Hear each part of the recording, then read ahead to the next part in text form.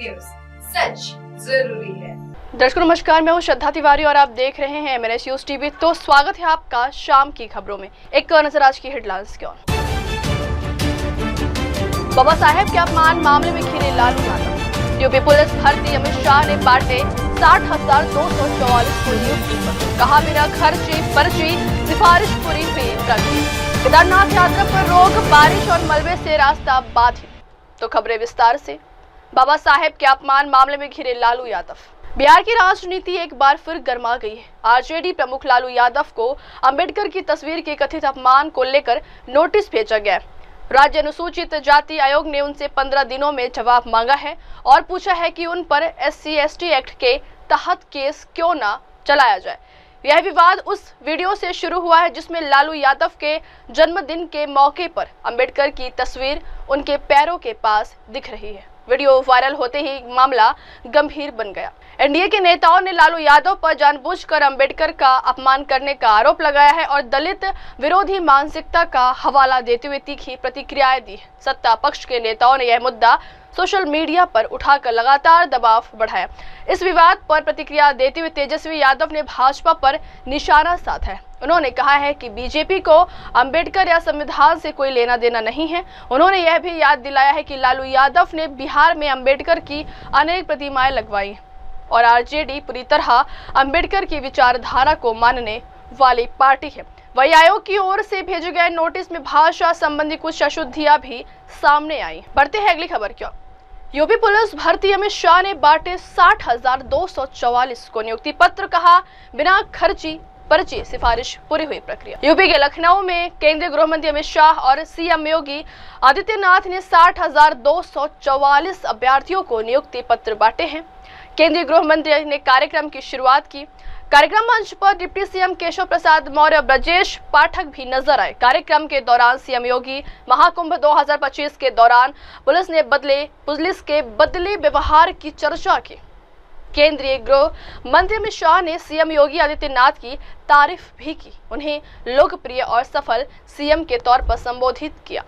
केंद्रीय गृह मंत्री अमित शाह ने PM नरेंद्र मोदी की तारीफ करते हुए कहा कि उनके शासन में पुलिस बल में आधुनिकीकरण की शुरुआत हुई है। श्रीमती बेबी रानी मौर्य जी, श्री संजय निषाद जी, श्री राकेश सचान जी, श्री आशीष पटेल जी, श्री अनिल कुमार जी, श्री ओम प्रकाश राजभर जी, माननीय जनप्रतिनिधिगण, मुख्य सचिव श्री मनोज कुमार जी, अपर मुख्य सचिव गृह श्री संजय प्रसाद जी, उत्तर प्रदेश शासन और उत्तर प्रदेश पुलिस के पुलिस अधिकारीगण, पुलिस भर्ती और प्रोन्नति बोर्ड के मेरे सहयोगीगण, उत्तर प्रदेश पुलिस परिवार के नवचयनित साथियों, प्रिंट एवं इलेक्ट्रॉनिक मीडिया के बंधु, देवियों और सज्जनों,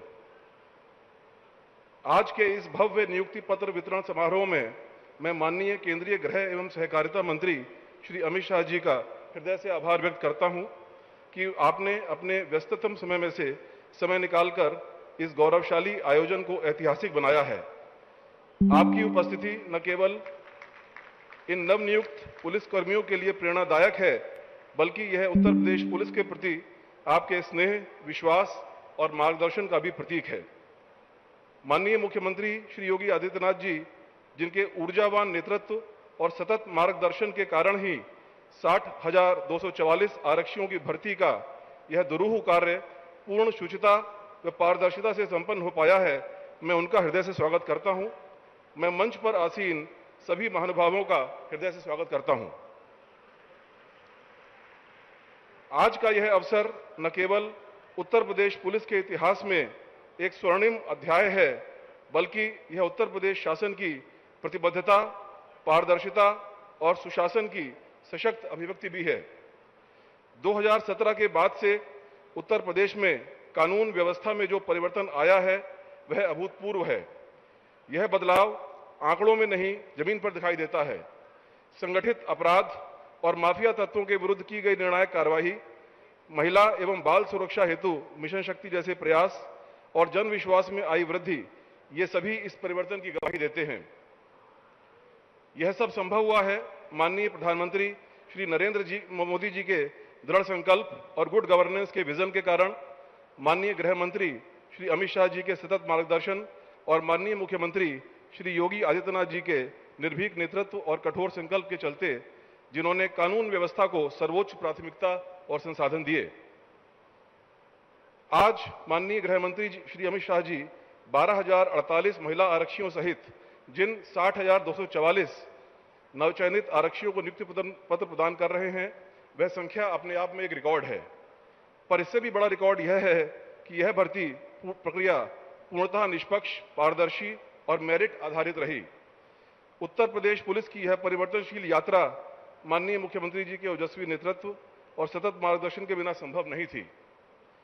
यह प्रक्रिया किसी एक परीक्षा की नहीं, बल्कि प्रणाली पर जनता के विश्वास की परीक्षा थी और हमें संतोष व गर्व है कि उत्तर प्रदेश पुलिस ने यह कठिन परीक्षा पास की।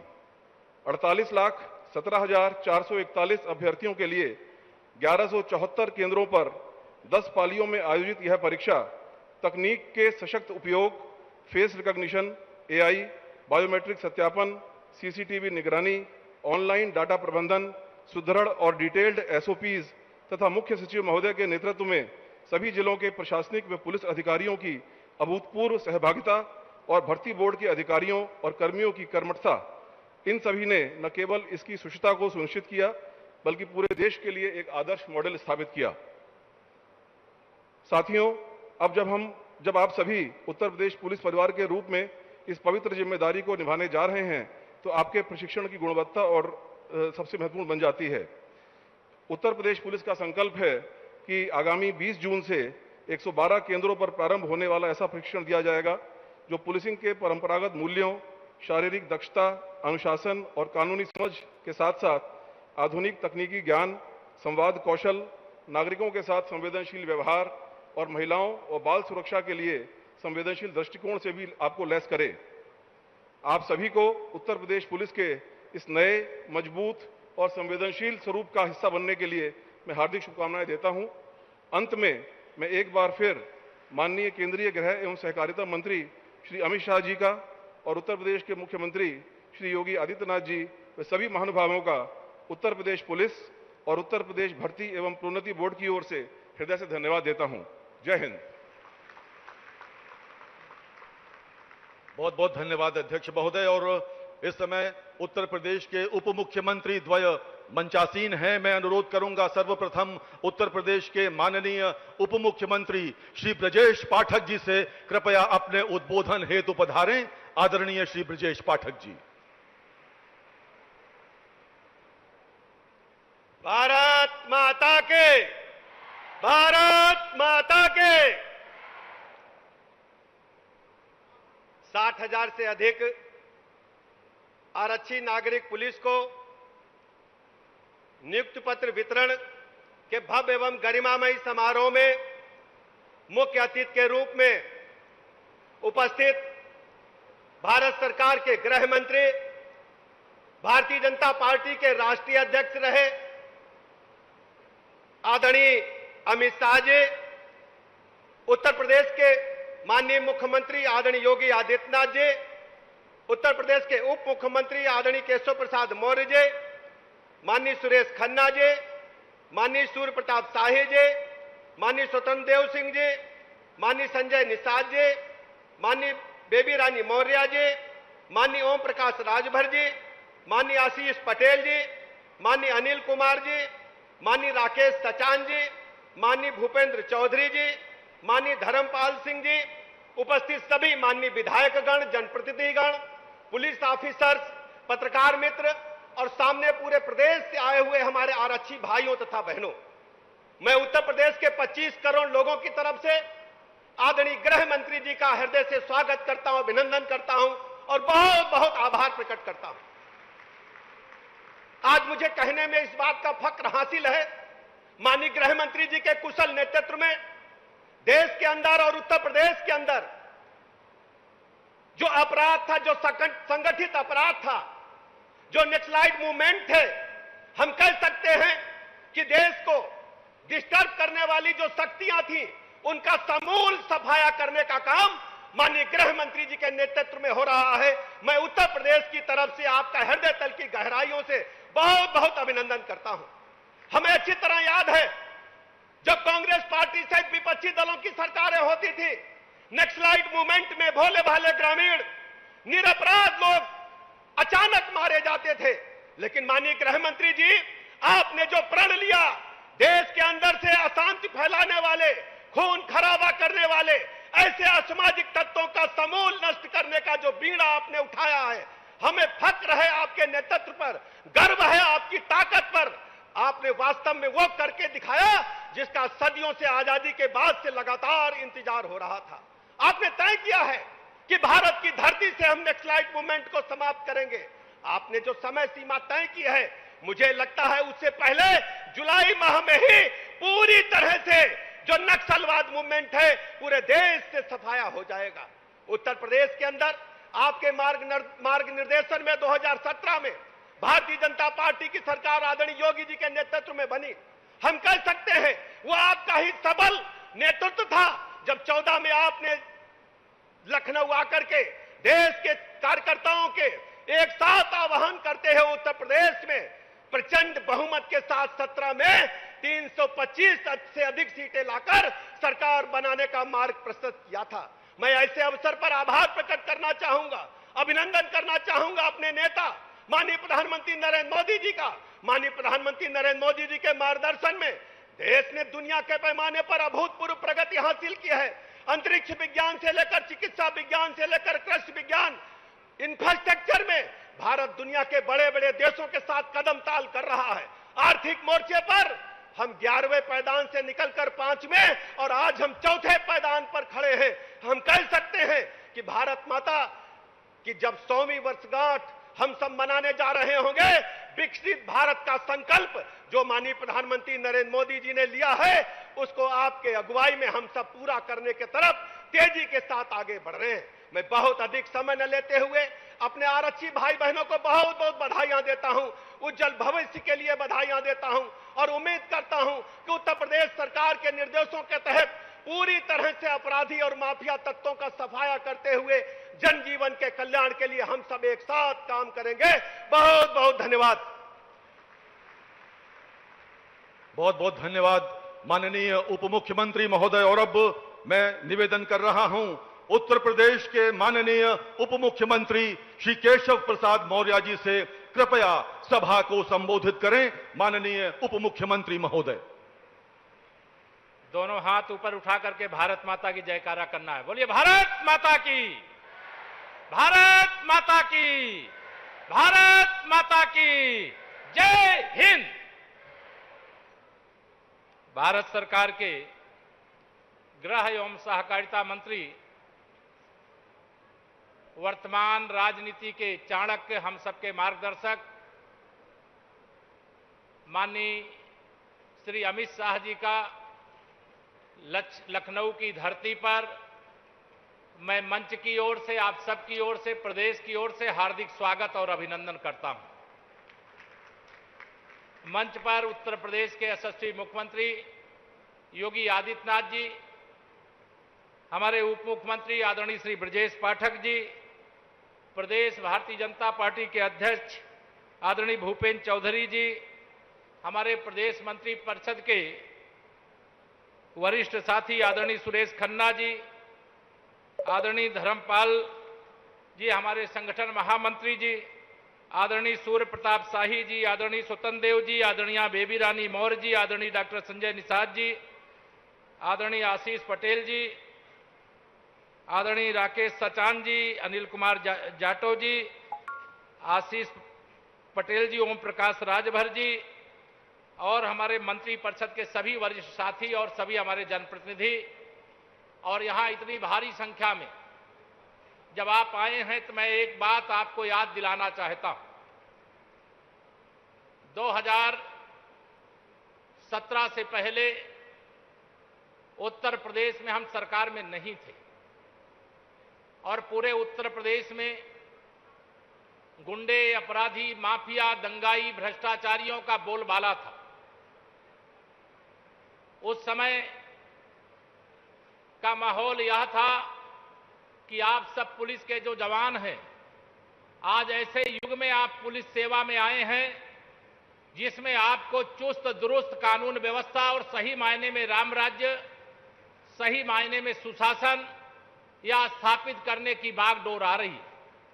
हम लोग नारा लगाते थे 2017 के चुनाव के समय। माननीय गृह मंत्री जी हमारे उस समय भारतीय जनता पार्टी के राष्ट्रीय अध्यक्ष थे और नारा था कि गुंडागर्दी नहीं रहेगी, अमन चैन का शासन होगा, जेल के अंदर अपराधी माफिया दंगाई भ्रष्टाचारी होंगे, इतना सख्त प्रशासन होगा। यह उस समय का नारा था, लेकिन आज उसे यथार्थ में बदलने का दायित्व आप सब युवाओं के कंधों पर आया है। मैं यही आप सबको आह्वान करूंगा, यहां से संकल्प लेकर के जाइए। अपराधी कोई कितना भी बड़ा हो, वो सिर्फ अपराधी होता है। आप ऐसे समय में जब देश में माननीय प्रधानमंत्री श्री नरेंद्र मोदी जी के हाथों में शासन है और उत्तर प्रदेश में उन्हीं के मार्गदर्शन में चलने वाली सरकार योगी आदित्यनाथ जी के नेतृत्व में भारतीय जनता पार्टी की सरकार है। हमारा सबका एक ही संकल्प है कि उत्तर प्रदेश की 25 करोड़ जनता की सुरक्षा, भ्रष्टाचार मुक्त विकास और भर्तियां। अगर मैं आपसे सवाल करूं, बताओ किसी को पैसा देना पड़ा है क्या पुलिस भर्ती के लिए? दोनों हाथ उठा के बताओ, देना पड़ा है क्या? लेकिन पहले बिना पैसा दिए भर्ती नहीं होती थी। आज भ्रष्टाचार मुक्त भर्तियां, नकल माफियाओं से मुक्त उत्तर प्रदेश आज बहुत तीव्र गति से आगे बढ़ रहा है। आप सबका मैं यही आह्वान करूंगा कि आपको जो जिम्मेदारी मिली है, उस जिम्मेदारी को योग्य ढंग से निर्वहन करने का संकल्प लेकर के जाइए। आप सौभाग्यशाली हो, भारत के यशस्वी गृह मंत्री जिनका बहुत लंबा राज्य सरकार का भी, भारत सरकार का भी अनुभव है, वह हमारे बीच में यहां पर आए हैं जब आपको नियुक्ति पत्र मिलने जा रहा है। यह अद्भुत क्षण है, ऐतिहासिक क्षण है और इस क्षण को संजो करके जाइएगा और अपने कर्तव्य पथ पर आगे बढ़िए। आपके लिए मैं बहुत बहुत शुभकामनाएं, मंगल कामनाएं व्यक्त करता हुआ, क्योंकि यहां पर हम सब लोग माननीय गृह मंत्री जी को सुनना चाहते हैं, तो ज्यादा समय न लेकर के आप सभी जो आरक्षी भाई बहन हैं उनके लिए बहुत मंगलमयी शुभकामनाएं देता हुआ, आपके उज्जवल भविष्य की शुभकामनाएं देता हुआ, उत्तर प्रदेश के सुशासन की बागडोर आपके हाथों में आ रही है, इसकी शुभकामना देता हुआ अपनी वाणी को विराम देता हूं। बोलिए भारत माता की, भारत माता की। बहुत बहुत धन्यवाद। बहुत बहुत धन्यवाद माननीय उप मुख्यमंत्री महोदय। और अब वो घड़ी आ गई है जिसकी हम सबको प्रतीक्षा थी, यानी नवनियुक्त आरक्षियों के नियुक्ति पत्र वितरण का समय आ गया है। मैं अनुरोध करूंगा आज के कार्यक्रम के मुख्य अतिथि आदरणीय श्री अमित शाह जी से एवं मुख्यमंत्री योगी आदित्यनाथ जी से कृपया मंच के अग्रभाग में पधारें, और मैं अनुरोध करूंगा श्री राजीव कृष्ण जी से कृपया अतिथियों की सहायता के लिए आगे आ जाएं। और अब मंच पर सबसे पहले मैं आवाज दे रहा हूं संत कबीर नगर के सत्यम नायक को। जोरदार तालियों के साथ स्वागत करें आपका अपना साथी सत्यम नायक। इस समय मंच पर है, माननीय गृह मंत्री के कर कमलों से नियुक्ति पत्र ग्रहण कर रहा है सत्यम नायक सबसे पहले, और उसके बाद लखीमपुर खीरी के प्रेम सागर। तालियां लगातार बजती रहे मित्रों। फर्रुखाबाद की शालिनी साक्या,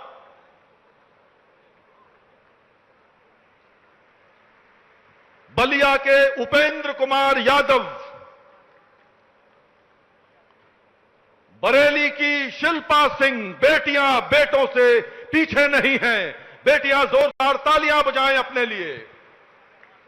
कानपुर देहात के बीनू बाबू,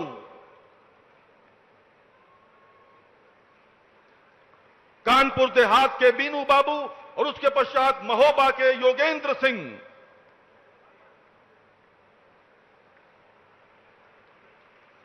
उन्नाव के शिवांश पटेल, वाराणसी के मनीष त्रिपाठी। क्या ऐतिहासिक क्षण है, वाराणसी के मनीष त्रिपाठी।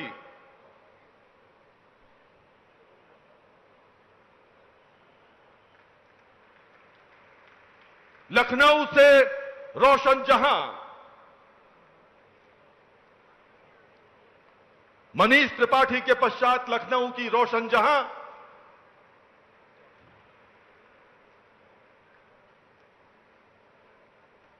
माननीय गृह मंत्री महोदय के कर कमलों से कानपुर नगर के आजाद कुशवाहा,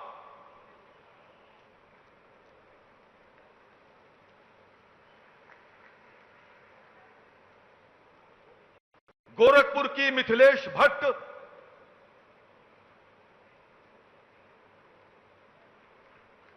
रायबरेली से सोनी रावत,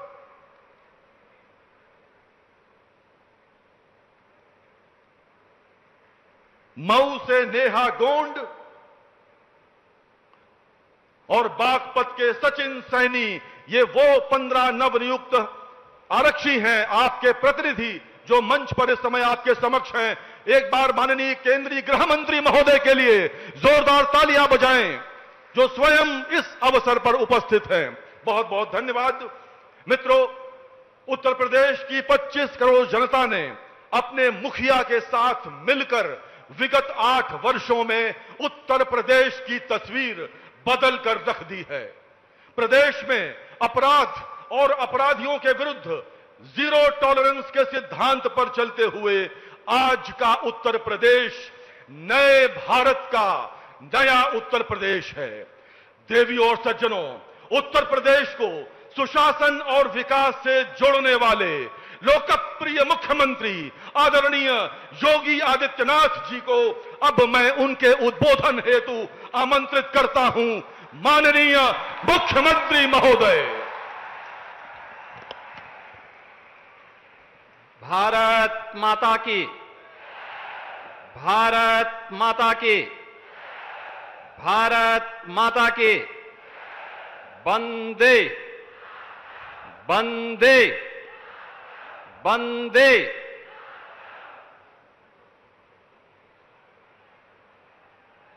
देश के सबसे बड़े सिविल पुलिस बल के इस सबसे बड़े नियुक्ति पत्र वितरण कार्यक्रम के मुख्य अतिथि देश के लोकप्रिय गृह और सहकारिता मंत्री आदरणीय अमित शाह जी, मंच पर उपस्थित उत्तर प्रदेश सरकार में मंत्रिमंडल के मेरे वरिष्ठ सहयोगी उप मुख्यमंत्री श्री केशव प्रसाद मौर्य जी, उप मुख्यमंत्री श्री ब्रजेश पाठक जी, विधान परिषद सदस्य और भारतीय जनता पार्टी के प्रदेश के अध्यक्ष चौधरी भूपेंद्र सिंह जी, मंत्रिमंडल के मेरे सभी सहयोगीगण, माननीय जनप्रतिनिधिगण, प्रदेश के मुख्य सचिव, प्रदेश के पुलिस महानिदेशक, उत्तर प्रदेश पुलिस बल के अधिकारीगण और उत्तर प्रदेश के सभी 75 जनपदों के 826 विकास खंडों और 762 नगर निकायों से संबंधित उत्तर प्रदेश के पुलिस बल का हिस्सा बन रहे 60,244 युवा ऊर्जा के प्रतीक उत्तर प्रदेश के मेरे नौजवान साथियों, आज के इस नियुक्ति पत्र वितरण कार्यक्रम में मैं सबसे पहले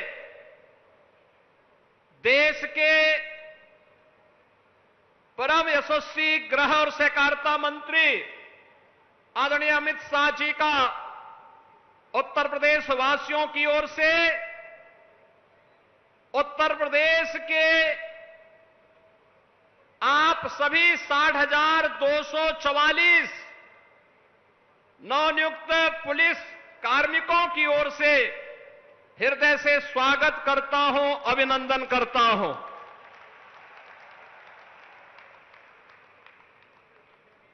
उत्तर प्रदेश पुलिस बल में ये 60,244 पुलिस कार्मिकों की भर्ती और नियुक्ति पत्र वितरण का कार्यक्रम ऐसे समय में संपन्न होने जा रहा है जब यह देश सेवा, सुशासन और गरीब कल्याण के आदरणीय प्रधानमंत्री श्री नरेंद्र मोदी जी के 11 वर्ष के कार्यकाल को एक नए भारत के रूप में हर भारतवासी के लिए उसके जीवन में परिवर्तनकारी सिद्ध होकर के बिना भेदभाव के शासन की योजना का लाभ उस तक पहुंचाने का कार्य हुआ है। बहनों और भाइयों, आज का एक कार्यक्रम आदरणीय प्रधानमंत्री जी के यशस्वी नेतृत्व, आदरणीय गृह मंत्री जी के यशस्वी मार्गदर्शन का परिणाम है। पिछले 8 वर्ष में डबल इंजन की प्रदेश की सरकार ने 8.5 लाख से अधिक सरकारी नौकरियां उत्तर प्रदेश के नौजवानों को दे करके परीक्षा की शुचिता और पारदर्शिता क्या हो सकती है उसका उदाहरण प्रस्तुत किया। और उसका एक उदाहरण आज यहां पे 60,244 पुलिस कार्मिकों के नियुक्ति पत्र वितरण का एक कार्यक्रम भी उसका साक्षी बनने जा रहा है। यह कार्यक्रम इस बात का साक्षी है कि हम लोगों ने आदरणीय प्रधानमंत्री जी के अमृत काल के उन लक्ष्यों को प्राप्त करने के लिए जो विजन आदरणीय प्रधानमंत्री जी ने हम सबके सामने प्रस्तुत किया था, उसे प्राप्त करने के लिए इस कार्यक्रम को जीवन के प्रत्येक क्षेत्र में बिना भेदभाव के शासन की योजना का लाभ या शासन में हिस्सेदारी का लाभ बिना भेदभाव के हर नागरिक को प्राप्त हो, हर नौजवान को प्राप्त हो, हर गांव, गरीब, किसान, नौजवान, महिलाएं, इन सबको प्राप्त हो, उसका हिस्सा बनाने का एक कार्यक्रम का हिस्सा कार्यक्रम है। यह केवल एक प्रशासनिक आयोजन नहीं, यह कार्यक्रम उत्तर प्रदेश सरकार के अंदर आदरणीय प्रधानमंत्री और आदरणीय गृह मंत्री जी के उस विजन को प्रभावी ढंग से लागू करने का कार्यक्रम है, जो हमारी सामाजिक प्रतिबद्धता, सुशासन की सिद्धि और सुरक्षा के संकल्प का यह एक जीवंत उदाहरण बन रहा है। हम सब इस बात को जानते हैं, उत्तर प्रदेश देश के अंदर आबादी से सबसे बड़ा राज्य है। सबसे बड़ा राज्य है तो चुनौतियां भी हमारे सामने उतनी ही प्रभावी हैं, उतनी ही ज्यादा थी। लेकिन पिछले 8 वर्ष में डबल इंजन की सरकार ने बिना रुके, बिना डिगे, बिना झुके उत्तर प्रदेश के इन कार्यक्रमों को उत्तर प्रदेश में दंगा मुक्त, भय मुक्त वातावरण देकर के उत्तर प्रदेश को टूरिज्म के सेक्टर में, निवेश के क्षेत्र में एक बेहतरीन डेस्टिनेशन के रूप में स्थापित करने का जो कार्य किया, उत्तर प्रदेश के परसेप्शन को बदलने का जो कार्य किया, आज जो परिणाम हम सबके सामने है। और इसी के लिए आदरणीय प्रधानमंत्री जी ने कहा था कि स्मार्ट पुलिसिंग आज की आवश्यकता है। और स्मार्ट पुलिसिंग के कुछ सूत्र उन्होंने दिए थे कि strict and sensitive, modern and mobile, alert and accountable, reliable and responsive, techno savvy and trained police बल आज की आवश्यकता है।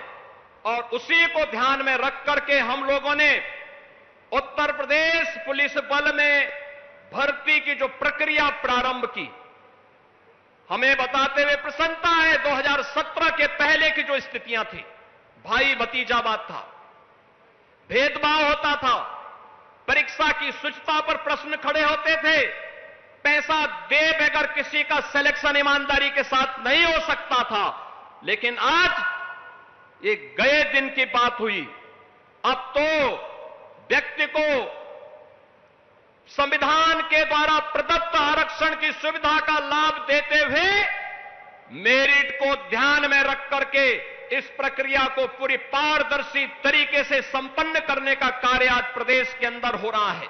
और आज उसी का परिणाम है कि हम लोगों ने अकेले उत्तर प्रदेश पुलिस बल में पिछले 8 वर्ष में 2,16,000 पुलिस कार्मिकों की भर्ती की। केवल ये भर्ती ही नहीं की, बल्कि उसको मॉडर्न पुलिस बनाने की दिशा में भी कार्य प्रारंभ किए, रिफॉर्म हुए। मुझे याद है 2017 में जब हम लोगों ने पहली पुलिस भर्ती की थी, मैं उस समय भारतीय जनता पार्टी के राष्ट्रीय अध्यक्ष के रूप में आदरणीय आज के गृह मंत्री जी के पास गया था। उन्होंने कहा था कि आप भर्ती करिए, ट्रेनिंग के लिए हम लोग मिलिट्री, पैरामिलिट्री और अन्य राज्यों के ट्रेनिंग सेंटर को भी सुविधा उपलब्ध करवाएंगे। और मैं आभारी हूं कि उस समय तमाम राज्यों ने, पैरामिलिट्री ने और मिलिट्री ने हमें अपने ट्रेनिंग सेंटर उपलब्ध करवाए। लेकिन आदरणीय गृह मंत्री जी, आज जब हम लोग ये 60,244 पुलिस कार्मिकों की भर्ती कर रहे हैं, ये उत्तर प्रदेश के अंदर ही ट्रेनिंग की क्षमता को आज हमने 60,000 से अधिक बढ़ाने का काम कर दिया है। एक साथ उत्तर प्रदेश के अंदर ही इनकी भर्ती होनी है। आपने 2021 में उत्तर प्रदेश के अंदर उत्तर प्रदेश स्टेट फॉरेंसिक इंस्टीट्यूट का शिलान्यास किया था। 2023 से ये फॉरेंसिक इंस्टीट्यूट काम करना प्रारंभ कर दिया है। जुलाई 2024 से आदरणीय प्रधानमंत्री जी के मार्गदर्शन और नेतृत्व में देश के अंदर 3 नए कानून लागू होने के लिए जो कार्यक्रम, जो कार्य योजना आगे बढ़ाई गई, आज उसके परिणाम हम सबके सामने हैं।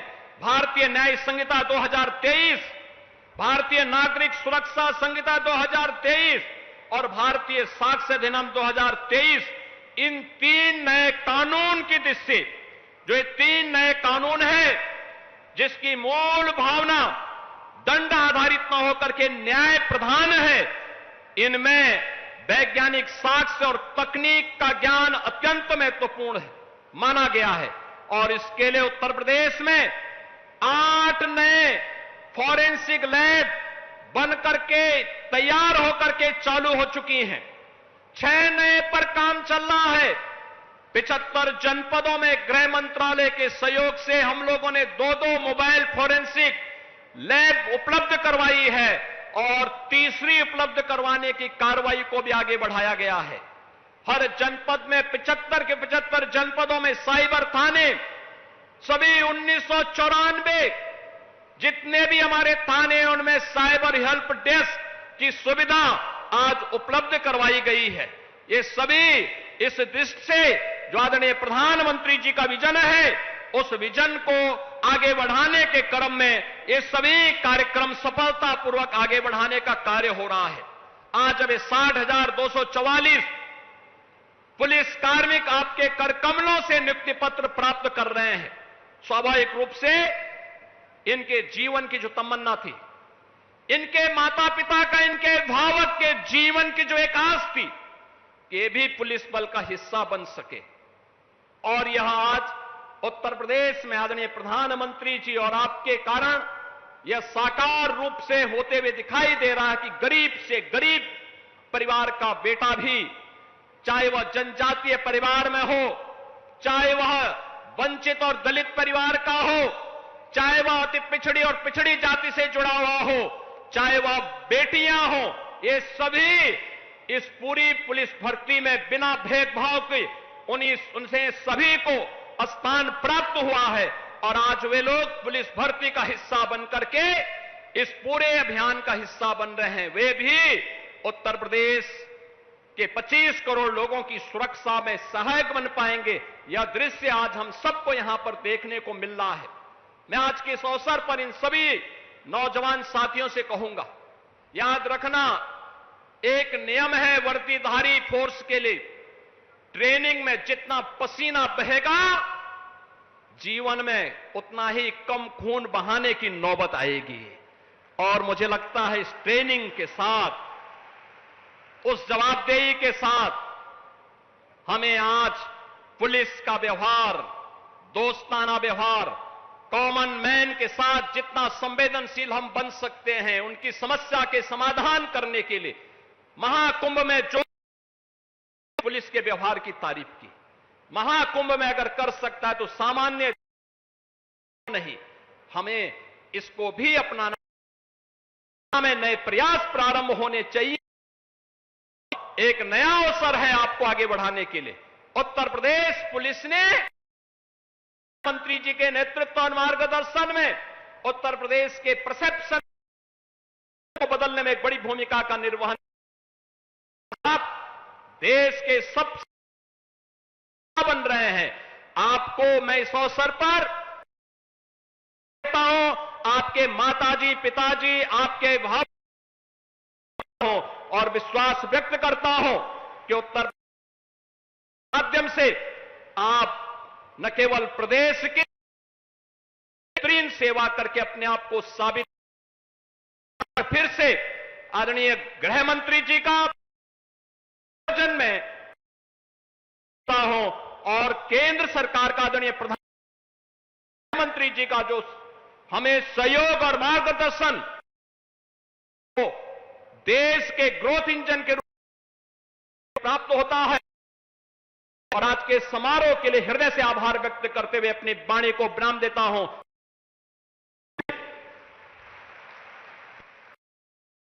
धन्यवाद माननीय मुख्यमंत्री महोदय। देश की विगत 8 वर्ष एक गरीब और पिछड़े माने जाने इन विशेषणों से एक समृद्ध शक्तिशाली राज्य बनाने की यात्रा में कानून पूर्ण कड़ी है। अपराधियों के विरुद्ध कठोर कार्य मॉडर्न सेफ सिटी परियोजना को धरातल प्रयास हुआ है।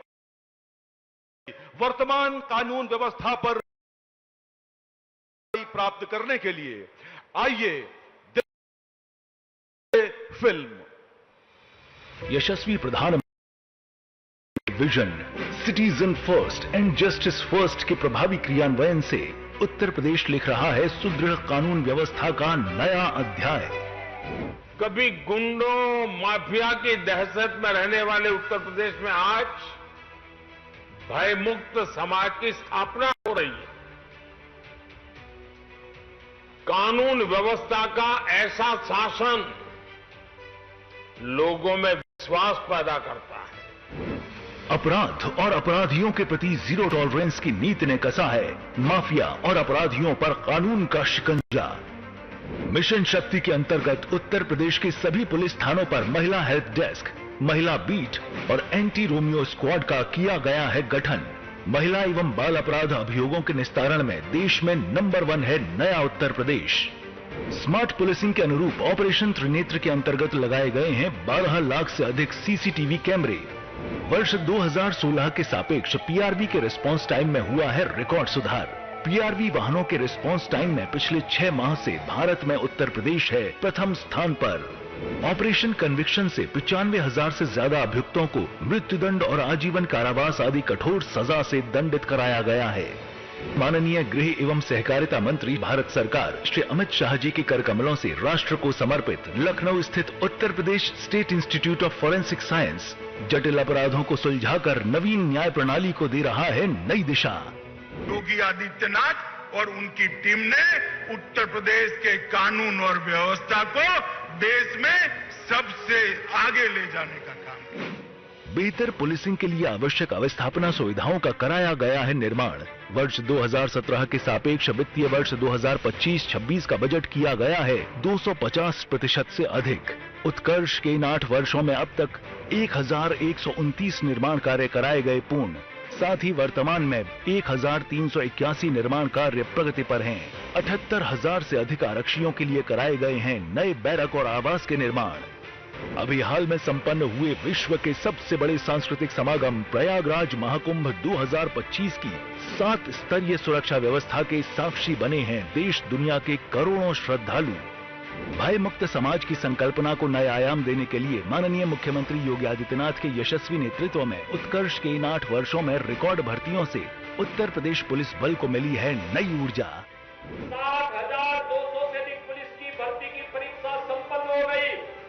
60,200 भर्ती एक साथ हो जाए ये पहली बार उत्तर प्रदेश में हुआ है। उत्तर प्रदेश के हर जनपद का युवा उसमें भर्ती होगा। उत्तर प्रदेश पुलिस भर्ती एवं प्रोन्नति बोर्ड के आरक्षी नागरिक पुलिस भर्ती 2023 के रिक्त पदों के सापेक्ष कुल प्राप्त 48 लाख से ज्यादा अभ्यर्थियों की लिखित परीक्षा कराना एक बड़ी चुनौती थी। माननीय मुख्यमंत्री उत्तर प्रदेश के निर्देशन में शुचितापूर्ण परीक्षा के लिए पुलिस भर्ती बोर्ड ने अविवादित परीक्षा केंद्र किए चिन्हित। यह भर्ती निष्पक्ष तरीके से, पारदर्शी तरीके से पूरी की गई और यह मेरे परिवार की पहली सरकारी नौकरी, इसलिए मैं सीएम सर का हृदय तल से आभार व्यक्त करती हूँ। मेरा चयन सामान्य श्रेणी में हुआ है। इस भर्ती में सभी को समान अवसर प्राप्त हुए हैं। यह हमारे प्रधानमंत्री जी का भी विजन रहा है। मैं इसलिए हमारे प्रधानमंत्री श्री नरेंद्र मोदी जी को दिल से धन्यवाद देना चाहता हूँ। मैं एक अनुसूचित जनजाति श्रेणी का अभ्यर्थी हूँ। मैं एक बहुत गरीब परिवार से ताल्लुक रखता हूँ। मेरा चयन 60,244 पूरी भर्ती में हुआ है। मेरी सफलता निष्पक्ष और पारदर्शी भर्ती प्रक्रिया का परिणाम है। मैं इसके लिए प्रधानमंत्री मोदी जी और मुख्यमंत्री योगी आदित्यनाथ का बहुत बहुत धन्यवाद करता हूँ।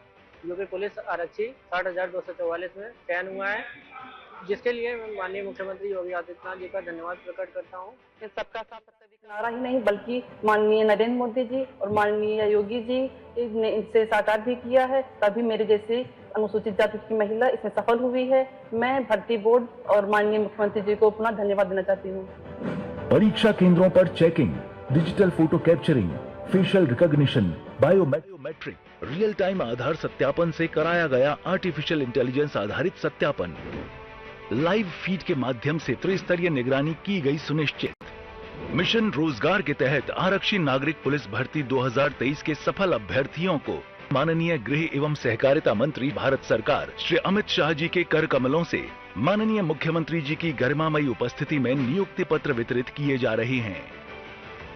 आप सभी को उज्जवल भविष्य की हार्दिक शुभकामनाएं। जय हिंद। हम सौभाग्यशाली हैं कि आज के हमारे मुख्य अतिथि भारत गणराज्य के माननीय गृह एवं सहकारिता मंत्री आदरणीय श्री अमित शाह जी अपने व्यस्ततम कार्यक्रम से समय निकालकर उत्तर प्रदेश के इस ऐतिहासिक आरक्षी नियुक्ति पत्र वितरण कार्यक्रम में सम्मिलित होने पधारे हैं। नक्सलवाद से आतंकवाद जैसे नासूरों को जड़ से उखाड़ फेंकने को कटिबद्ध राष्ट्र और प्रखर राष्ट्रीयता के प्रतिबिंब आदरणीय श्री अमित शाह जी, जोरदार तालियों के साथ अभिनंदन करें।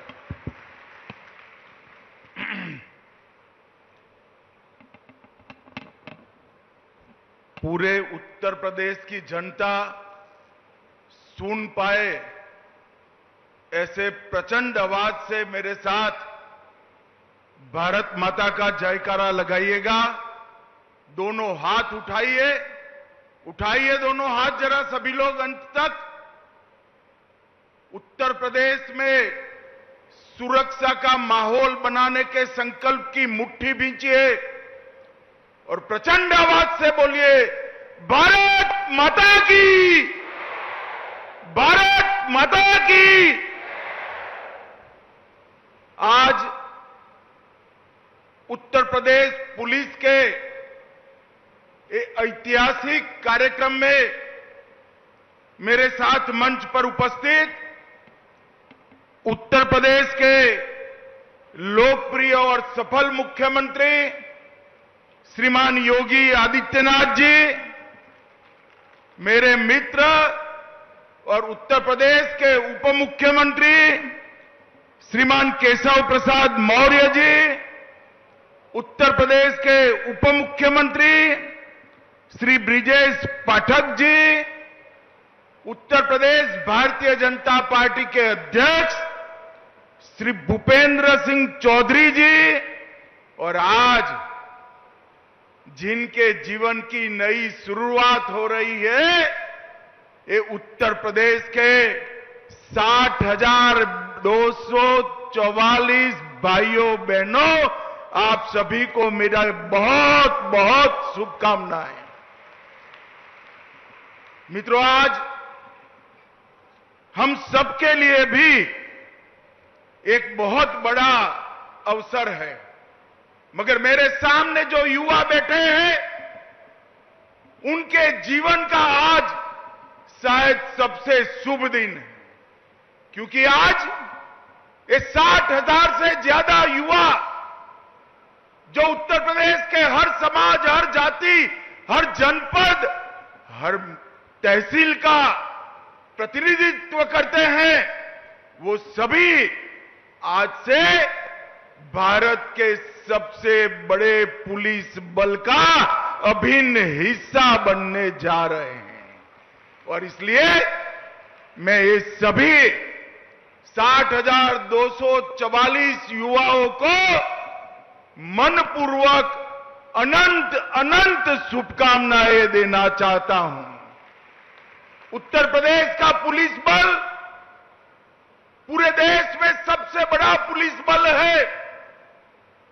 आजादी के वक्त उत्तर प्रदेश के पुलिस बल में एक प्रकार से पूरे देश के साथ इसकी कंपैरिजन होती थी, मगर कुछ साल जो रहे उत्तर प्रदेश की कानून और व्यवस्था बिगड़ती गई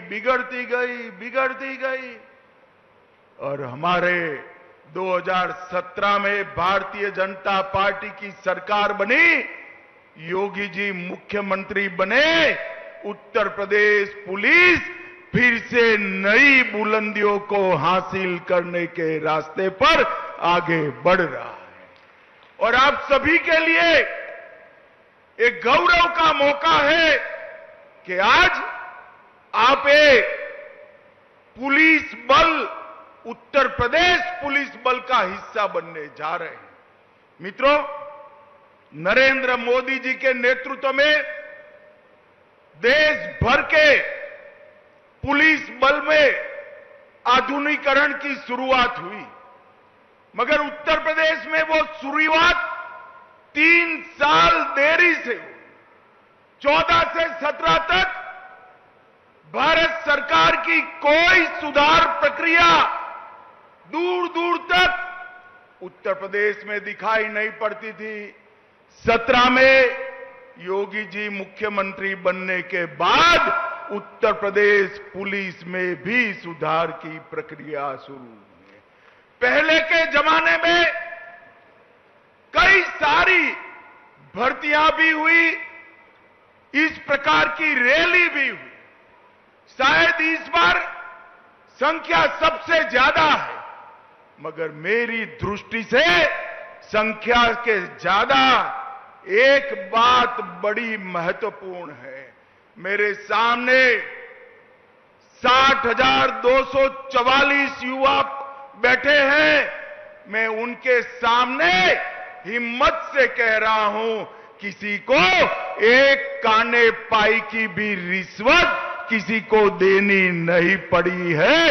ये पारदर्शिता के साथ भर्ती हुई, ना खर्ची, ना पर्ची, सिफारिश से भी नहीं, जाति के आधार पर भी नहीं और भ्रष्टाचार से भी नहीं, योग्यता के आधार पर 48 लाख एप्लीकेशन में से आप सब आपकी योग्यता के आधार पर आए हैं।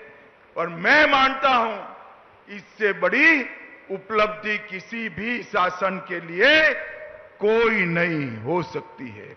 भाइयों बहनों, आप जब यहां से उत्तर प्रदेश पुलिस बल का हिस्सा बनने जा रहे हो, इसमें 12,000 से ज्यादा बच्चियां भी हैं और मुझे गर्व हो रहा है। बच्चियों को जब मैं यहां मिला, उनका हौसला, चेहरे पर आत्मविश्वास और चेहरे पर आनंद देखकर मन को बड़ा सुकून मिलता है कि हमने जो आरक्षण की व्यवस्था बच्चियों के लिए की, महिलाओं के लिए की, इसका 100% अनुकरण उत्तर प्रदेश में हुआ है। और मित्रों, आप ऐसे समय पर उत्तर प्रदेश पुलिस का हिस्सा बन रहे हो जब उत्तर प्रदेश नवनिर्माण की ओर आगे बढ़ रहा है। ये 17 से 25 की यात्रा और मोदी जी की 24 से 25 की यात्रा, ये भारत के अंदर परिवर्तन का काल है। और मोदी जी के शब्दों में मैं कहूं तो आप अमृत काल में यूपी पुलिस से जुड़ने जा रहे हैं। और मित्रों, हम मंच पर बैठे हैं, उसमें से बहुत कम लोग होंगे जो 2047 में देश को देखते होंगे, परंतु आप सभी तो होंगे। मैं आज आपको भरोसे से कहता हूं, 2047 में हमारा देश दुनिया में सर्वप्रथम नंबर पर होगा, सर्वप्रथम नंबर पर। और उसमें हमारे उत्तर प्रदेश का योगदान सबसे बड़ा होना चाहिए। सिर्फ आबादी बढ़ी है इतना नहीं, चाहे औद्योगिक क्षेत्र में योगदान हो, शिक्षा के क्षेत्र में योगदान हो, कानून और व्यवस्था की बात हो, इंफ्रास्ट्रक्चर बनाना हो, हर गांव तक, हर घर तक बिजली पहुंचानी हो, नल से जल पहुंचाना हो, हर क्षेत्र में मोदी जी के नेतृत्व में योगी जी ने सफलतापूर्वक योजनाओं को नीचे पहुंचाकर एक परिवर्तन का आगाज किया है। अब आप ये यूपी को विकसित के साथ साथ सुरक्षित बनाने का जिम्मा आप सभी का है। मित्रों, आज तक जाति के आधार पर भर्तियां होती थी और तकनीक की कोई ताकत नहीं थी। तकनीक से आप सभी को ताकत मिली है। ट्रांसपेरेंसी से, टेक्नोलॉजी के कारण ट्रांसपेरेंसी से आप सबकी नियुक्ति हुई है। अब कैमरे भी है, कंट्रोल रूम भी है, कमांड सेंटर भी है, पीसीआर वाहन भी है और 150 से ज्यादा ऑन व्हील एफएसएल के यूनिट भी लोगों को न्याय दिलाने के काम में लगे हैं। आप सभी ने इसी को आगे ले जाना है। सुरक्षा, सेवा और संवेदनशीलता, इस तीनों के मंत्र के साथ आप आगे बढ़ेंगे, इसका मुझे भरोसा है। भाइयों बहनों, भारतीय न्याय संहिता, भारतीय नागरिक सुरक्षा संहिता और भारतीय साक्ष्य अधिनियम, ये तीनों कानून मैं आज आपके सामने बोलकर जाता हूं, 5 साल के अंदर देश में ऐसी स्थिति आएगी कि कोई भी एफआईआर हुआ, वो एफआईआर का सुप्रीम कोर्ट तक न्याय नागरिक को 3 साल के अंदर मिल जाएगा। इस प्रकार की व्यवस्था बनने जा रही है और आप इसका हिस्सा बनने जा रहे हैं। नफीस, सीसीटीएनएस, आईसीजेएस और फोरेंसिक साइंस की सारी सुविधाएं तकनीक के आधार पर न्याय को आगे बढ़ाने की व्यवस्था करनी है। आप जब यूपी पुलिस का हिस्सा बनने जा रहे हो, तब दंगों का गढ़ माने जाने वाला उत्तर प्रदेश दंगा मुक्त हो चुका है। ये परंपरा को आपने आगे बढ़ानी है। यहां पर न्याय का शासन हुआ है, गुंडों का फरमान नहीं चलता, अपराधियों को वीआईपी ट्रीटमेंट नहीं मिलती। ये सारी व्यवस्था को 60,000 युवा आप लोगों ने आगे बढ़ाना है और मोदी जी ने 11 साल के अंदर जो देश को आगे बढ़ाने का काम किया है, उसको 47 के भारत की नींव डालने का काम मेरे सामने बैठे युवाओं ने करना है। इस 11 साल के अंदर 25 करोड़ लोग गरीबी रेखा के बाहर आए, 60 करोड़ लोगों को हर घर में गैस का सिलेंडर, शौचालय, नल से जल, बिजली, 5 किलो मुफ्त अनाज, 5 लाख तक का इलाज और हर किसान को 6,000 रुपया प्रति साल देने का काम नरेंद्र मोदी जी ने कर मोदी जी ने पिछड़े, दलित, और आदिवासियों के जीवन में एक नया उजाला भरने का काम किया है।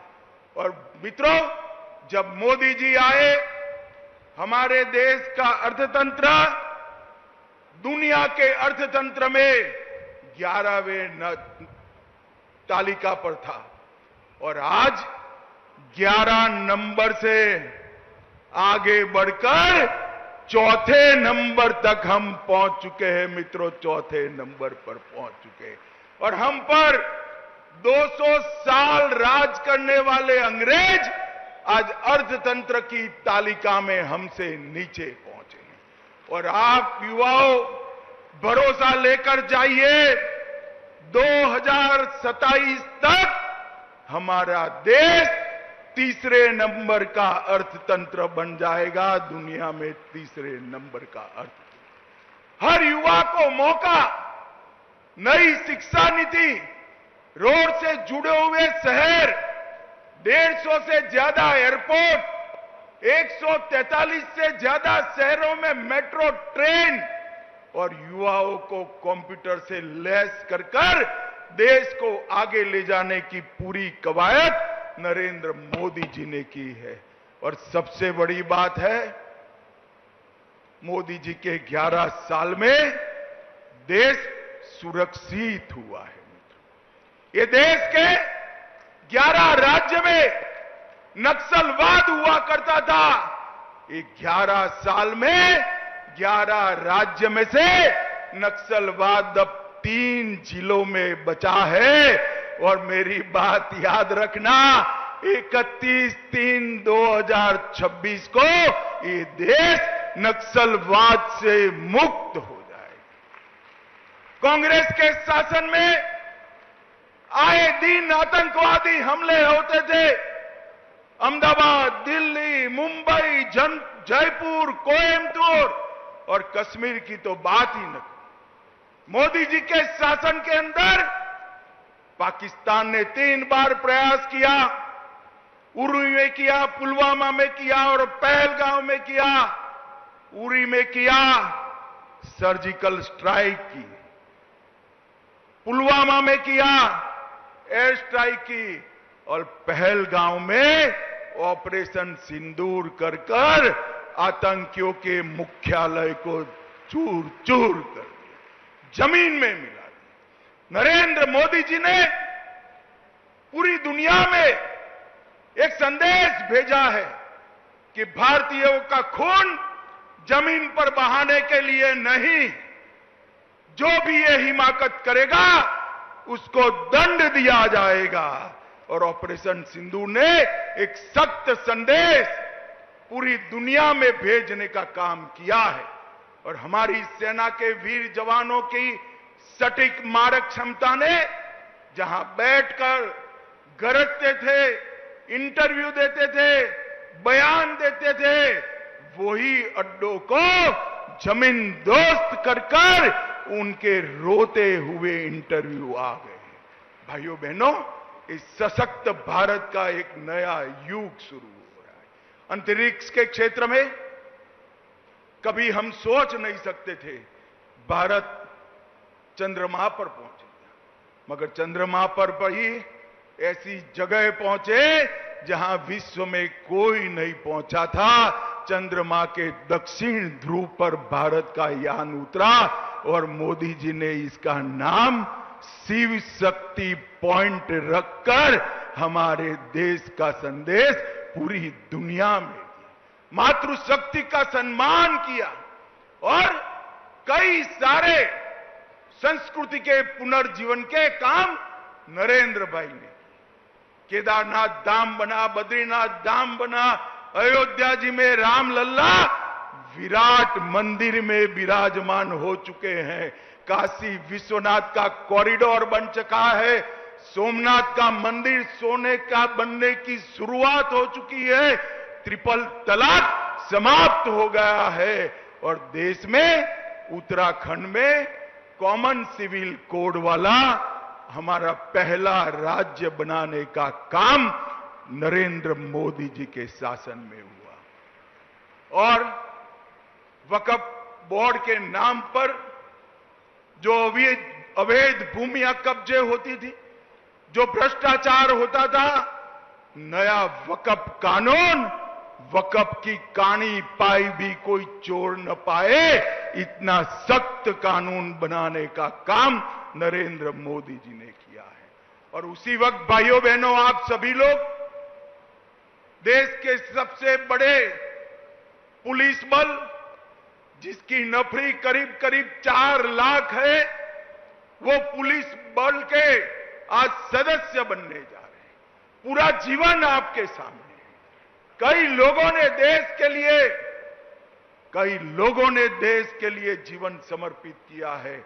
मेरा आप सबसे अनुरोध कि उत्तर प्रदेश पुलिस का अभिन्न हिस्सा बनिए। उत्तर प्रदेश पुलिस मतलब आपका डर गुंडागर्दी करने वालों पर, माफियाओं पर सख्त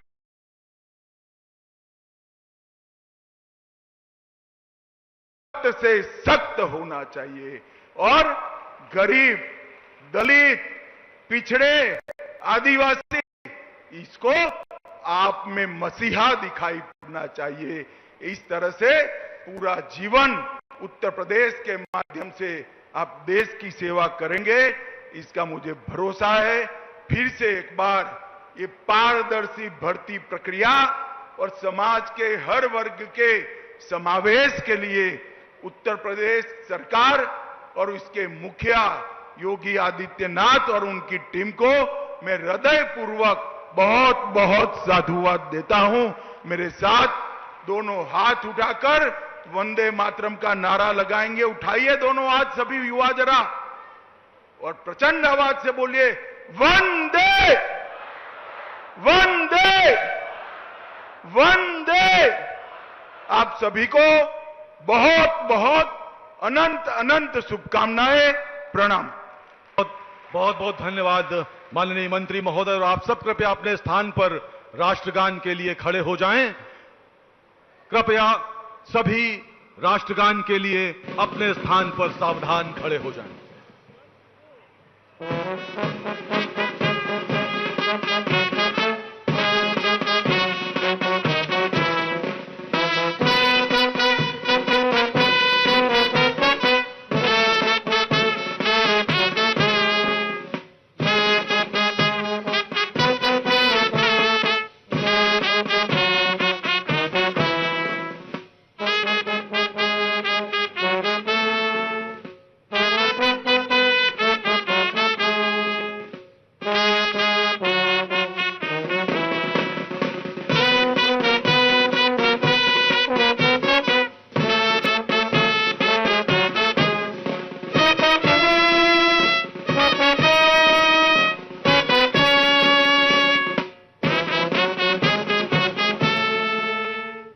माता की भारत। बढ़ते हैं अगली खबर की ओर। केदारनाथ यात्रा पर रोक, बारिश और मलबे से रास्ता बाधित। केदारनाथ धाम जाने की योजना बना रहे श्रद्धालुओं के लिए बड़ी खबर है। खराब मौसम और पैदल मार्ग पर गिरे भारी मलबे के कारण यात्रा को सोनप्रयाग से ही रोक दिया गया है। पुलिस ने बताया कि जंगल चट्टी के पास भारी बारिश के चलते मलबा और पत्थर गिरने से रास्ता बेहद खतरनाक हो गया है। श्रद्धालुओं की सुरक्षा को देखते हुए यात्रा को अगले आदेश तक स्थगित कर दिया गया है। प्रशासन ने यात्रियों से सावधानी बरतने और निर्देशों का पालन करने की अपील भी की। केदार घाटी में बारिश का सिलसिला लगातार जारी है, जिससे हालात और बिगड़ सकते हैं। प्रशासन ने सभी यात्रियों से अपील की है कि वे मौसम की स्थिति को ध्यान में रखते हुए यात्रा की योजना बनाएं और किसी भी अफवाह या गलत सूचना पर ध्यान न दें। राहत और बचाव दल लगातार मार्ग की सफाई में जुटे हुए हैं ताकि हालात सामान्य होते ही यात्रा को दोबारा शुरू किया जा सके। बढ़ते हैं अगली खबर की ओर। पुरी में इंद्रायणी नदी पर बना पुल ढहा, 6 की मौत, कई लोग बहे, मची अफरा तफरी। पुरी जिले के मावल तालुका से एक चौंकाने वाला और भयभीत करने वाली घटना सामने आई है। तालेगांव दभाड़े कस्बे के नजदीक प्रसिद्ध पर्यटन स्थल कुंडुमाला में इंद्रायणी नदी पर बने एक पुराने पुल के ढह जाने से रविवार को कई पर्यटकों के इंद्रायणी नदी में डूब जाने की आशंका है। शुरुआती जानकारी के अनुसार इस हादसे में 6 लोगों के मारे जाने की खबर है। मिली जानकारी के अनुसार कई लोगों के बहने की भी संभावना है। पिंपरी चिंचवड़ पुलिस स्टेशन के अंतर्गत कुंदामाला गांव के पास इंद्रायणी नदी पर एक पुल ढहने के बाद वहां 10 से 15 लोगों के फंसे होने की आशंका है। पिंपरी चिंचवड पुलिस ने बताया है कि 5 से 6 लोगों को बचा लिया गया है। महाराष्ट्र सीएम देवेंद्र फडणवीस ने पुणे में ढहे इंद्रायणी पुल हादसे का जायजा लिया। गाड्या बंद करा पाहिजे, क्रेन आणावं लागणार आहे, क्रेन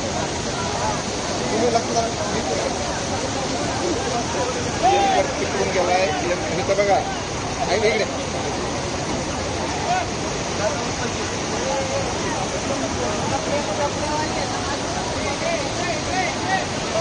लेडीजवर घ्या।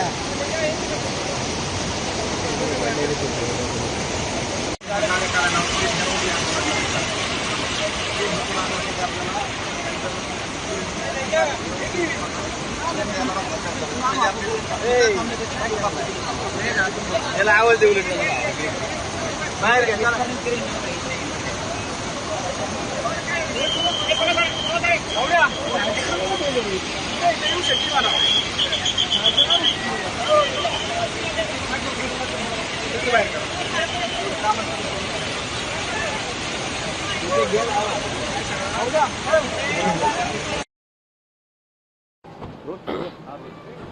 क्या कहेंगे, त्रिवेणी का पुलिया टूटा है, 5 लोगों की मौत हो गई है, 25 लोग बह गए हैं। मावळमध्ये जो काही एक पूल तुटल्याची दुर्घटना झालेली आहे, आता मी विभागीय आयुक्त, तहसीलदार आणि पोलीस कमिशनर यांच्याशी बोललो आहे। आत्ता प्राथमिक माहिती एवढीच आहे की हा पूल तुटलेला आहे, त्याच्यामध्ये काही लोक जखमी झाले, त्या जखमींना हॉस्पिटलमध्ये नेलेलं आहे आणि त्यासोबत काही लोक अडकलेले आहेत, त्यांच्याकरता NDRFची टीम त्या ठिकाणी पोहोचते आहे, त्यांना रेस्क्यू करण्याकरता। काही लोक वाहून गेल्याची शक्यता आहे, अजून त्या संदर्भातलं पूर्ण कन्फर्मेशन मिळालेलं नाही किंवा कॅज्युअल्टीजच्या संदर्भातलं पूर्ण कन्फर्मेशन मिळालं नाही, त्यामुळे या क्षणाला त्याबद्दल बोलणं हे योग्य ठरणार नाही। पूर्ण माहिती याची मिळाल्यानंतर याच्यावर आपल्याला माहिती देता येईल। आत्ता प्रशासन तातडीनं सगळी मोबिलायझेशन करून आणि लोकांना कसा दिलासा देता येईल अशा प्रकारचा प्रयत्न चाललेला आहे। हिंदी में बताइए। बढ़ते हैं अगली खबर की ओर। विदर्भ प्रो T20 लीग की पहली चैंपियन बनी मास्टर्स ब्लास्टर्स। जितेश शर्मा की कप्तानी में टीम ने रचा इतिहास। विदर्भ प्रो T20 लीग के पहले सीजन का खिताब नेको मास्टर्स ब्लास्टर्स ने अपने नाम किया। विदर्भ क्रिकेट एसोसिएशन द्वारा आयोजित विदर्भ प्रो T20 लीग के फाइनल मुकाबले में जितेश शर्मा की टीम नेको मास्टर्स ब्लास्टर्स ने पगरिया स्ट्राइकर्स 7 विकेट से हराकर फाइनल का खिताब जीत लिया है। इसके साथ ही जितेश शर्मा 12 दिनों में दूसरी ट्रॉफी भी जीत ली। IPL में RCB को विजेता बनाने के बाद जितेश शर्मा ने मास्टर्स ब्लास्टर्स को चैंपियन बना दिया। नागपुर के जामठा स्टेडियम में खेले गए फाइनल में पगारिया स्ट्राइकर्स ने पहले बल्लेबाजी करते हुए 20 ओवर में 7 विकेट के नुकसान पर 178 रन बनाए। हालांकि पगारिया स्ट्राइकर्स की शुरुआत अच्छी नहीं रही थी। बढ़ते हैं अगली खबर की ओर। तलवार भेंट करने पर भड़के कमल हासन, मंच पर हुआ हंगामा। दिग्गज अभिनेता और राजनेता कमल हासन इन दिनों अपनी हालिया रिलीज फिल्म ठग लाइफ को लेकर सुर्खियों में, लेकिन इस बार वह किसी फिल्म खबर नहीं बल्कि एक राजनीतिक कार्यक्रम के दौरान घटी असामान्य घटना को लेकर चर्चा में।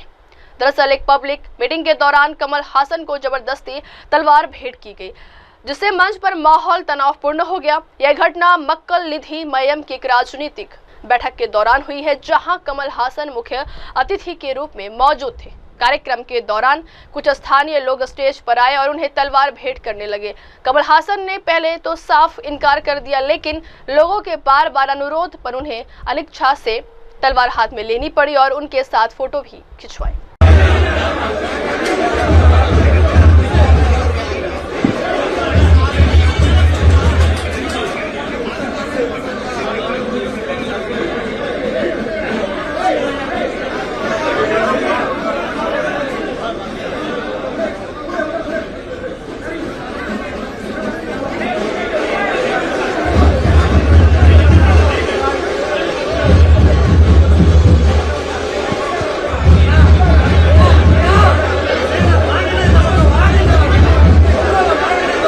बढ़ते हैं अगली खबर क्यों। सलमान खान का तलाक पर बयान सोशल मीडिया पर छाया, फैंस बोले सही बात। सलमान खान अक्सर अपने बिंदास और बेबाक अंदाज के लिए जाने जाते हैं। हाल ही में उनका एक वीडियो सोशल मीडिया पर तेजी से वायरल हो रहा है। इस वीडियो में सलमान खान ने मौजूदा समय में रिश्तों और तलाक को लेकर जो टिप्पणी की वह फैंस के बीच चर्चा का विषय बन गई।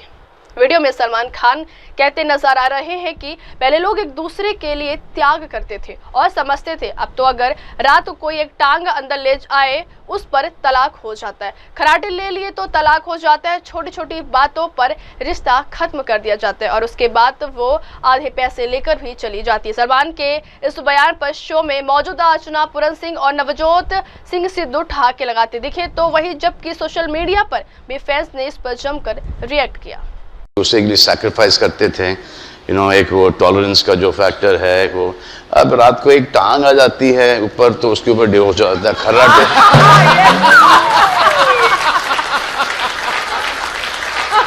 खर्राटे लिए जाते हैं, छोटी सी मिसअंडरस्टैंडिंग पे डिवोर्स हो जाता है और फिर डिवोर्स तो चलो डिवोर्स हो गया, वो आधे पैसे भी लेके चली जाती है। बढ़ते अगली खबर की ओर। पुणे पुल हादसे के बाद जागी मायावती सरकार, अब पुराने ब्रिजों का होगा स्ट्रक्चरल ऑडिट। पुणे के मावल तालुका के तालेगांव दभाड़े शहर के पास प्रसिद्ध पर्यटन स्थल कुंदमाला में इंद्रायणी नदी पर बना एक पुराना पुल ढह गया है। यह हादसा रविवार दोपहर 3:30 बजे के करीब हुआ। बड़ी संख्या में पर्यटक पुल पर नदी का तेज बहाव देखने और सेल्फी लेने के लिए जमा हुए। इसी दौरान कई दोपहिया वाहन गुजरे और पुल अचानक भराकर नदी में समा गया। स्थानीय विधायक सुनील शिल्के के मुताबिक 6 लोगों की मौत हुई है, जबकि करीब 25 से 30 लोग बह गए। पुणे में हुए हादसे के बाद महाराष्ट्र सरकार अलर्ट हो गई है। उप मुख्यमंत्री एकनाथ शिंदे ने इस हादसे में मृतकों के परिजनों के प्रति गहरी संवेदना व्यक्त की है। साथ ही उन्होंने प्रशासन को घायलों को तत्काल उपचार मुहैया कराने के निर्देश दिए। साथ ही पुराने पुलों के स्ट्रक्चरल ऑडिट का आदेश भी दिया गया। इंद्रायणी नदी पर पुल हादसे में सीएमओ की ओर से सोशल मीडिया पोस्ट कर जानकारी दी गई है कि मुख्यमंत्री देवेंद्र फडणवीस के निर्देश पर राज्य सरकार पुल हादसे में जान गंवाने वालों के परिवारों को 5 लाख रुपए की आर्थिक सहायता प्रदान करेगी। क्रेन यायला गाड्या बंद करा पाहिजे, क्रेन आणावं लागणार आहे, क्रेन तुम्ही लक्षात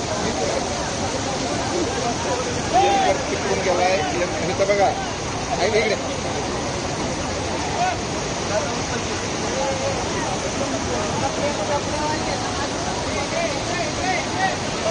लेडीजवर घ्या।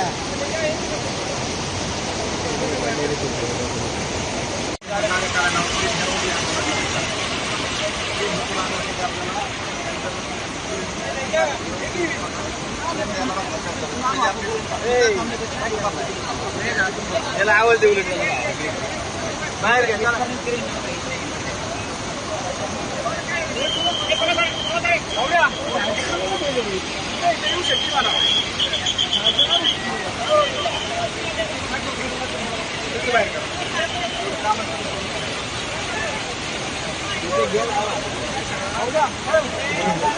बढ़ते अगली खबर क्या। नितिन गडकरी का जनता दरबार बना उम्मीदों का मंच। केंद्रीय सड़क परिवहन एवं राजमार्ग मंत्री नितिन गडकरी जी द्वारा नागपुर में आयोजित जनसंपर्क कार्यक्रम सिर्फ एक राजनीतिक आयोजन नहीं बल्कि एक भावनात्मक और मानवीय संवाद का मंच बन गया। कार्यक्रम में दिव्यांग नागरिक, वृद्ध महिला, पुरुष, समाज सेवी, धार्मिक एवं सामाजिक संस्थाओं के प्रतिनिधि, युवाओं के साथ साथ गंभीर बीमारियों से जूझ रहे मरीजों ने भी हिस्सा लिया। वे अपने हाथों में आवेदन लेकर आशा की नजरों से गडकरी के पास पहुंचे। हर किसी की बात को गंभीरता से सुनना, प्रश्नों के उत्तर देना और तत्काल संबंधित विभाग को निर्देश देना, यही मंत्री गडकरी की कार्यशैली का हिस्सा बन चुका है। कई दिव्यांग व्यक्तियों ने अपनी दैनिक परेशानियां बताई, जैसे कि व्हीलचेयर, कृत्रिम अंग, पेंशन या यातायात सुविधा से जुड़े मुद्दे। कुछ ने वर्षों से लंबित सरकारी सहायता की ओर ध्यान आकर्षित किया। गडकरी ने संबंधित अधिकारियों को निर्देशित करते हुए कहा है कि दिव्यांगजन हमारी जिम्मेदारी, उन्हें जीने का हक सम्मान पूर्वक मिलना चाहिए। बढ़ते हैं अगली खबर की ओर।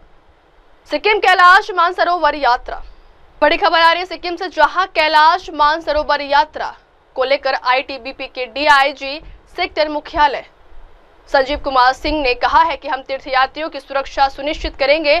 हमने उचित व्यवस्था की है और मैंने व्यवस्थाओं का निरीक्षण भी किया है। हम तीर्थयात्रियों का स्वागत करने और सिक्किम की जनता और अधिकारियों से पूर्ण समर्थन प्राप्त करने के लिए बहुत उत्साहित। मानसरोवर यात्रा 5 इयर्स के बाद शुरू हो रही है और आईटीबीपी को सभी जिम्मेवारी दी गई है बागडोगरा से लेकर नाथुला तक का 5-6 दिन के लिए।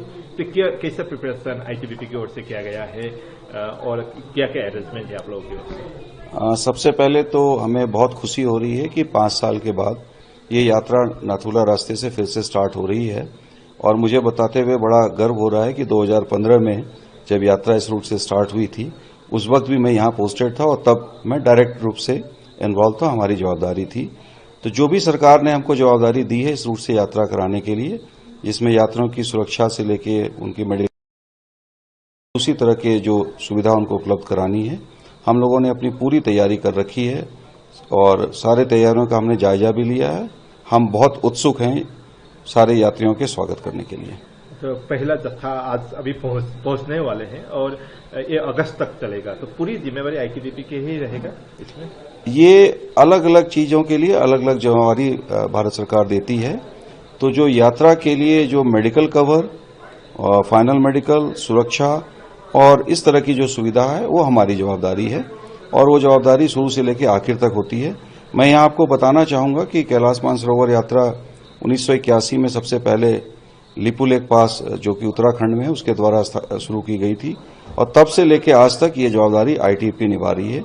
जो यात्री आ रहे हैं इनका मेडिकल भी दिल्ली में आईटीबीपी के हॉस्पिटल में ही हुआ है। तो 5 साल के बाद हो रहा है, फिर से जिम्मेवारी मिल रही है आईटीबीपी को, कितना उत्सुक है आईटीबीपी की ओर से? हम लोग तहे दिल से स्वागत करने के लिए तैयार हैं यात्रियों का और यहाँ मैं कहना चाहूंगा कि सिक्किम के सभी अधिकारी एवं नागरिकों का भी हमें भरपूर सहयोग मिल रहा है। हम सबके साथ मिलकर के जो सिक्किम के जो अच्छे लोग हैं उनकी इमेज को और अच्छा किया जाए और यात्रियों के लिए सुख सुविधा के लिए सारा कुछ किया जाए, ये हमारा प्रयास रहेगा।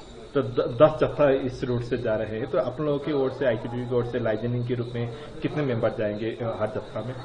देखिए, हर जत्थे में खास करके कुक और जो 1-2 कर्मी होते हैं, टोटल 3 या 4 कर्मी जो यात्रियों की सुविधा के लिए हैं वो आईटीबीपी की तरफ से जाएंगे।